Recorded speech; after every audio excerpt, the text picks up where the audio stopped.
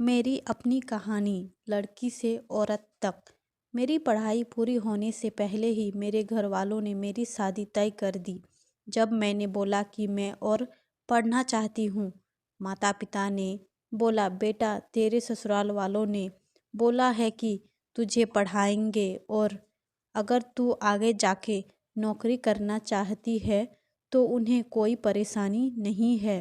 इसके आगे वो निश्चित होके शादी कर लेती है। इसके दिमाग में यही था कि उसके ससुराल वाले बहुत खुले विचारों के हैं। हर माता पिता का यही सपना होता है कि उनकी बेटी अच्छे घर में जाए जहां उसे किसी चीज़ की कमी ना हो। अब वही लड़की जो शादी से पहले चुलबुली, बेफिक्र और मनमौजी से रहती थी, शादी के बाद एक संस्कारी बहू बन गई। अब उसके सारे फैसले उसके नहीं रहे। किससे मिलना है, क्या पहनना है, सब बहुत सोच समझ कर और ससुराल वालों की पसंद से करना पड़ता है।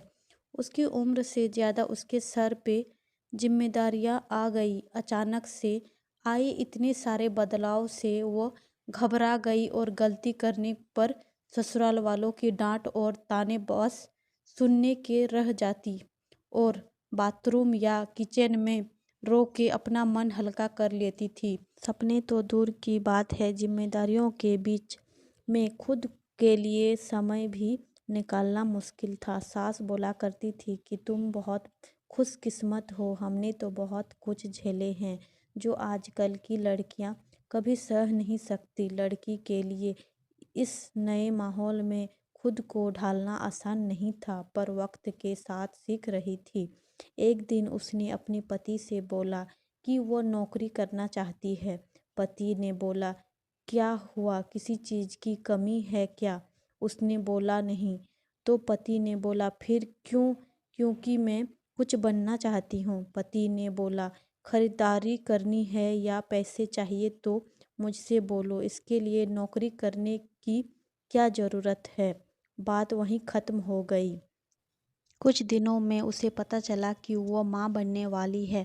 उसे समझ नहीं आ रहा था कि वह इतनी बड़ी जिम्मेदारी के लिए तैयार है या नहीं, क्योंकि अभी तो उसने नए माहौल में ढलना सीखा ही था।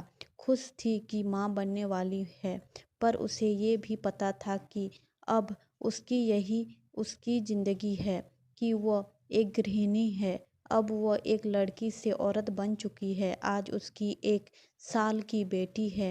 शायद वो अपनी बेटी के लिए ऐसी ज़िंदगी नहीं चाहेगी और उसके सारे सपने पूरे करेगी जो वो अपने लिए कभी पूरी ना कर पाई। इस प्रकार एक लड़की औरत बन जाती है। यह छोटी सी कहानी आपको पसंद आई हो तो लाइक शेयर सब्सक्राइब कीजिएगा। Thank you.